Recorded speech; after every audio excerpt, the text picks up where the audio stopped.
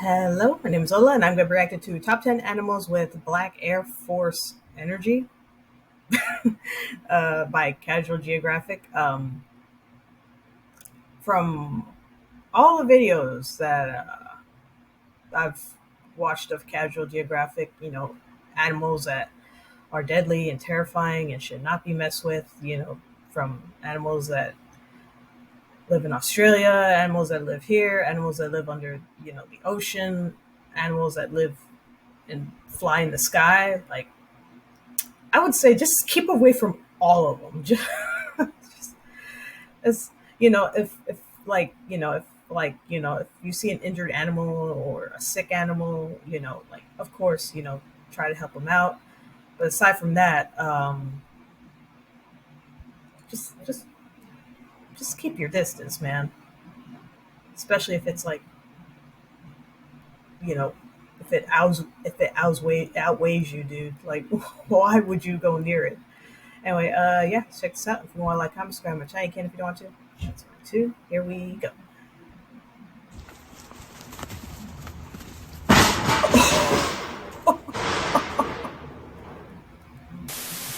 Black Air Force Energy. Good old Urban Dictionary defines it as a person or an object that has insane potential and is crazy enough to deal with anything without fear or hesitation, regardless of moral alignment, including its own rivals or competitors. And despite clearly taking grammar lessons from NBA Youngboy, I'd say whoever wrote that was pretty on point. It's a term I use a lot in my videos without really explaining exactly what it is. So here's the full list of the top 10 animals with the most Black Air Force energy. Some animals are an obvious pick, others might just surprise you. But they've all earned their spot, including the animal at number 10, which might have the least clout of any animal on this list, but that's only because it's found one place in the world. Because if this bird were airdropped across the globe, it'd definitely be more known for all the wrong reasons. Lion's face. Starting off is what happens when an animal is too smart for everyone else's quality of life. The Kia is a large parrot that can be found terrorizing the people of New Zealand. And don't let it fool you, this Black Air Force with a Grinch colorway is an op in every way. They're highly intelligent and armed with a hook-shaped beak, which is the perfect tool for Kias to inflate insurance by picking apart cars. You see, the Kia is smart enough to associate people and the cars we drive with food, which is why this anti-mechanic is famous for committing the cutest carjackings you'll ever see. Of course, they don't just stop at cars. This feather felon will go through purses, backpacks, duffel bags, and swipe anything they can fly away with. There was even a case where this airborne pirate stole the passport of a Scottish man that didn't want to be identified. Because no one wants to be remembered for getting denied from your home country because you got your passport pickpocketed by a panhandling parrot. It happened to him and it can happen to you, but guess what? If you happen to get your wallet snatched and try to see the Kia about it, be prepared to also eat a several $1,000 fine and even jail time. Kias are protected by the government because it only makes sense that something with wings would be above the law. And it's almost like every Kia knows it and acts accordingly. But it's not just humans getting griefed. Kias will regularly raid other birds' nests and make omelets with their unborn children. And they'll use that Swiss Army knife of a nose to remove parts of a living sheep to eat, and there have been reports of them victimizing dogs and even horses. But at least the Kia isn't a legitimate physical threat to people. The next animal's responsible for putting more zookeepers on workers' comp than any other animal. The African wilderness has some of the most ways to F around and find out per square mile in the world. So it makes sense that living in the most dangerous area codes in the world has turned the zebra into an actual psychopath. This oppressed Oreo horse has the strongest cake in the animal kingdom, strong enough for Marty to have written Alex out of the sequel. Which is why even though lions body them often, every once in a while a lion has to explain to his ancestors how he got flatlined by a high-strung equality donkey. But the generational anxiety of being constantly hunted means the zebra will often one-shot something for existing too close to it. There's two reasons why you won't see a person riding a zebra. One, they're too small. And two, every zebra is fundamentally a bastard to its core. No, like literally. Because many mother zebras will actually mate with as many males as possible, because if she's showing and he suspects it's not hers, he'll violently press her until it's terminated. And if the baby's already out, that's just an invitation for him to demote her from mother to mourning. And going back to humans, zebras are infamous for allegedly putting as many zoo staff in the ER as any other animal. They may look like horses whose favorite part of a birthday is the finger painting station, but this panda pony's liable to paint the block with their insides if you breathe at them the wrong way. Treat one like a barnyard animal and negotiate your left hand. And because zebras are genetically closer to donkeys than horses, calling it the ass of Africa is a scientifically accurate title. And as the default protein of many of the landlords of the savannah, it's a title they hold with pride, cause it's the best one they can get. Speaking of titles, you ever think about how dope the title of landlord actually is? Like landlord, as in lord of the land? I'm sure it's a title that would get more respect if there weren't such zebras about it. Even though it's kind of been tainted, the title of Lord used to be reserved for the elites of society like princes, lieges, and feudal superiors. Back then, to be called a lord, you'd have to A. join the House of Lords, B. marry someone who's already a lord or lady, or C. buy land from someone who's already a lord and have the title passed down. I don't know about the first two options, but today you're still able to buy land and be referred to as a lord.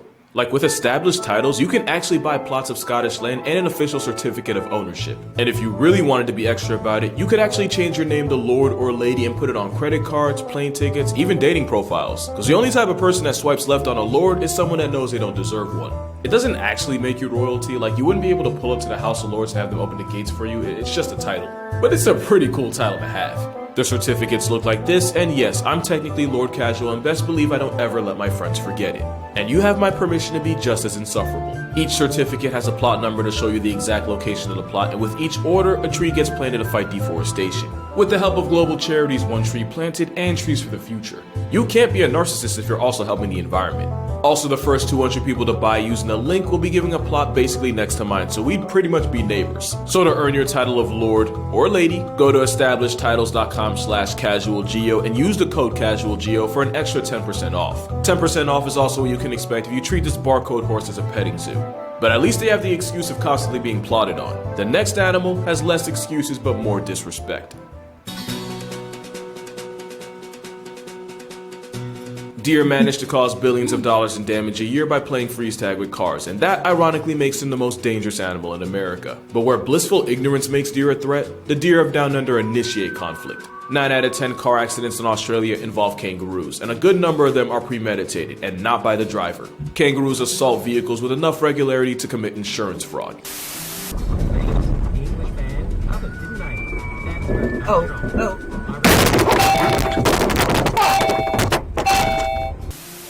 In fact, kangaroos will regularly beef with inanimate objects. But it's not just a bluff. These are some brolic marsupials, armed with claws, but more importantly a sharp dagger of a toenail.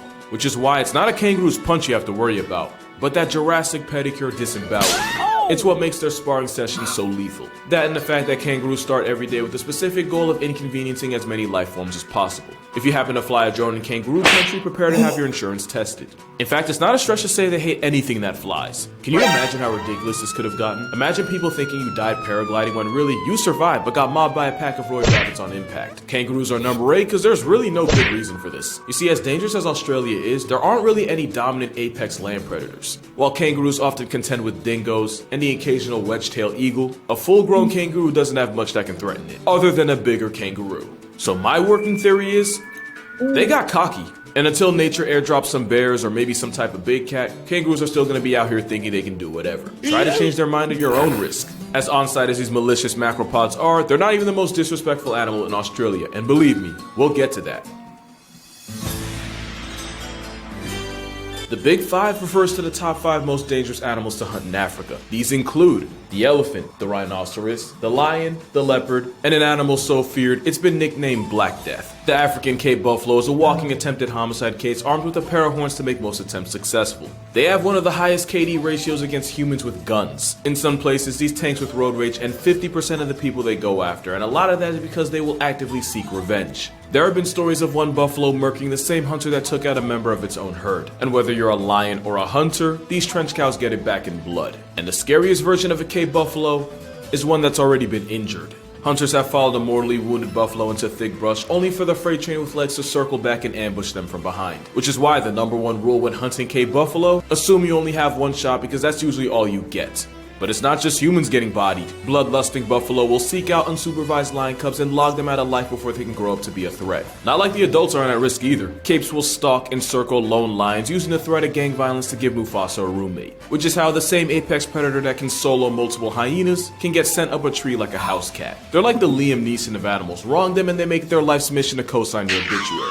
That first hit was self-defense. Everything after that was a personal choice. And even though experienced lions can take them down, it's still very much a gamble. Especially since they can travel in herds of hundreds. That's also how they earned the nickname Widowmaker. Cause right now there's at least one woman on Tinder cause her husband decided to hunt a 1-ton vibe check while the buffalo decided that would be the day he'd finally live up to his nickname. It's a murderous mammal, but like the zebra, it's often just self-defense gone way too far. Not like the antics of the next animal. If you're talking about the Black Air Force of the sky, you're probably talking about crows, or really just corvids in general. Crows are smart enough to manipulate their environment to their advantage, but they're also devious enough to manipulate other animals for their own sadistic pleasure.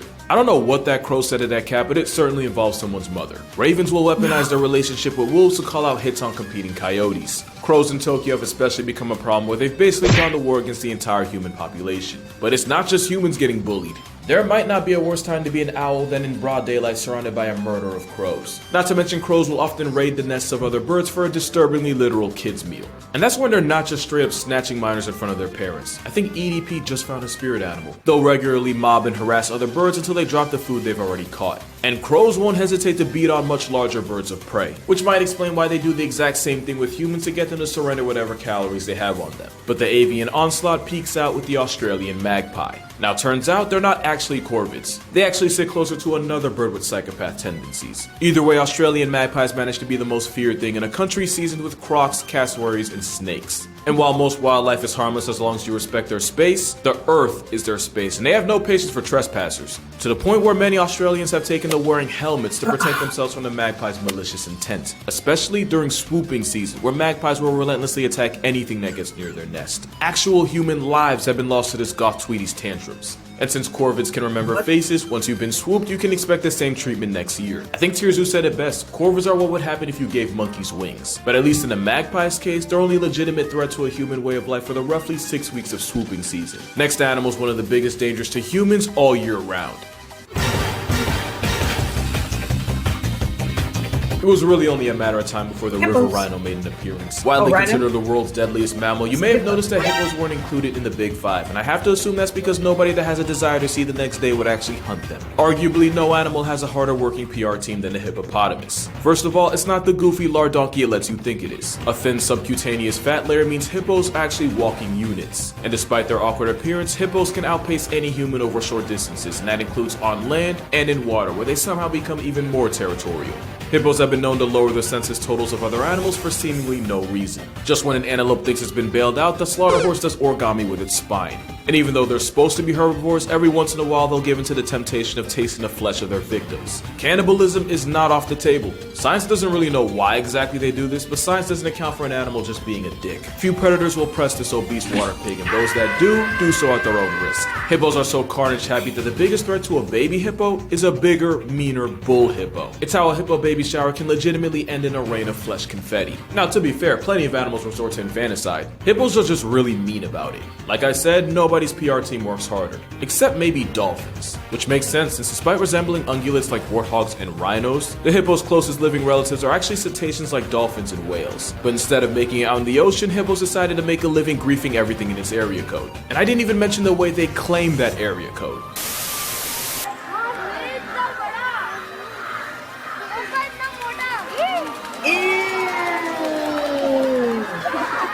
You know, if you unsubscribed right now, I wouldn't blame you. The only thing that can make this whale Karen more of a menace than it already is if it were a straight up predator, or if it hunted in packs. Then again, that would literally make it an animal further down this list.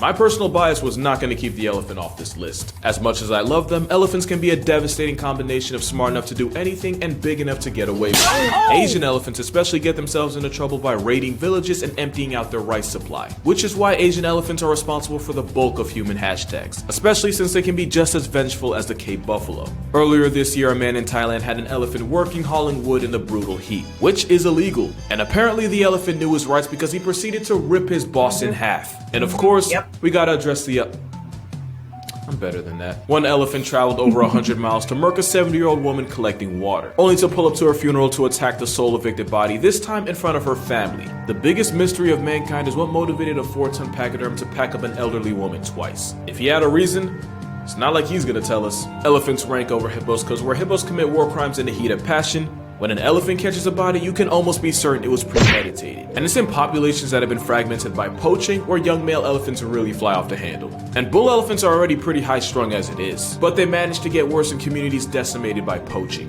to the point where 3 elephants in South Africa were responsible for deleting 63 rhinos as well as charging at people. Now, to be fair, poaching typically targets older bulls, and research shows that without old heads around, younger male elephants go into must a lot sooner than they should. Which I get. What I don't get is why that has to involve turning a rhino from a tight end to a wideout. What you have to remember is that elephants are intelligent enough to experience every human emotion like compassion, empathy, and grief. But for every headline like this, you might get a headline like this. And if elephants wore shoes, they'd rock the biggest black Air Forces the world's ever seen. But that's only because the next animal on this list doesn't have legs.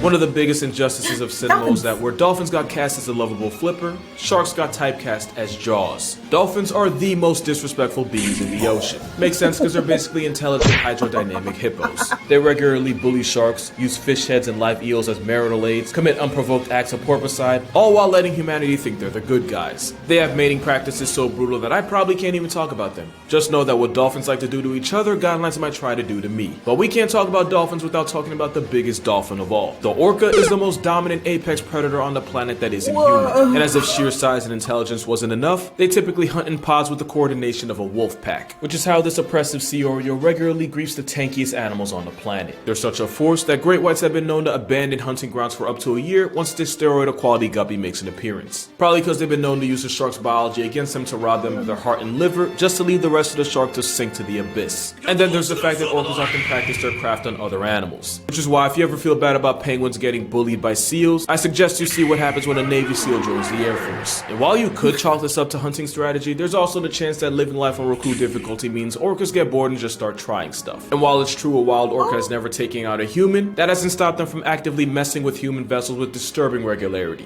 It's like they know who's ruining the ocean and adjust their behavior accordingly. Either way, orcas are the humans of the sea, and anything that steps to them gets reminded expeditiously. Even moose of all things. Moral of the story, Free Willy should have been put on parole. The only thing more black Air Force than an animal that griefs everything around it would be an animal that commits atrocities against its own kind. And that's why orcas are only number 3.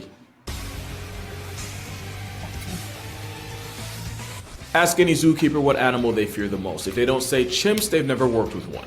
A common misconception is that chimps are 5 times stronger than the average man. And while the number is actually closer to 1.5, chimps have more fast twitch muscles, a stronger bite force, and a stronger grip force. Their ability to use tools is fascinating to watch, until you realize that means they're able to create and use weapons. People often forget that chimpanzees are pack hunting predators able to execute attacks with the precision of early man, and that doesn't just apply to their prey. Chimps in Luongo National Park have been documenting attacking families of gorillas and murking any helpless offspring they can get their hands on. Literally no animals safe from the violent tendencies of a furious George. But it's the damage they inflict against their own kind that puts them over the top. Chimp casualties often share the same injuries: a disfigured face, missing fingers if not entire hands, and a non-consensual neutering. Chimps seem to have an understanding of what's important to an animal, and they go out of their way to remove it. It's why I can show you this picture and you'll understand.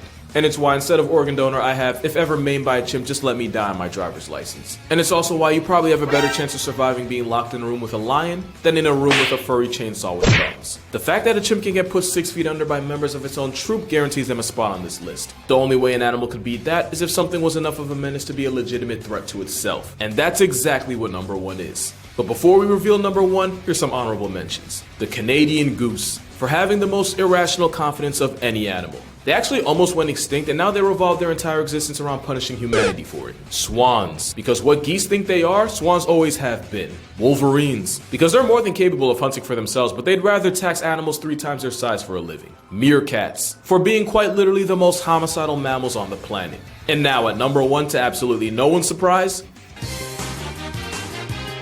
the honey badger, the most unapologetically disrespectful creature on Earth. I have an entire video dedicated to the exploits of this steroid skunk, but here are some highlights. They'll regularly pinch food from leopards and then throw a tantrum if they get caught. They'll take on packs of animals that realistically should be able to one-shot them. But the Oreo weasel has plot armor in the form of crackhead courage. They'll raid the hives of African bees, the same bees that are 10 times meaner and sting 10 times more than their European cousins. And honey badgers aren't immune to bee stings. They're resistant, but enough stings will flatline a honey badger. But ask the honey badger if he cares. He won't answer, but you know the answer.